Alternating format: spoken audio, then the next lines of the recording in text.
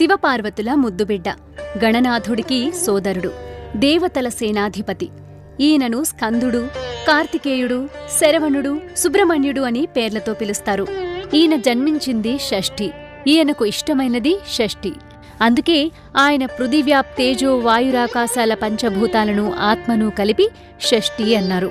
Subrahmanya Swamy photo పెట్టుకుని ఎర్రటి పూలతో ఈ రోజున పూజ చేయాలి. సుబ్రహ్మణ్యాష్టకం పారాయణం చేసుకుని 3 వత్తులు వేసి నువ్వుల నూనెతో దీపారాధన చేసి పానకం, వడపప్పు, చిమిలి నైవేద్యం పెట్టి ఆ ప్రసాదాన్ని ఇంట్లో వాళ్లంతా తింటే సుబ్రహ్మణ్యస్వామి అనుగ్రహం ఉంటుంది.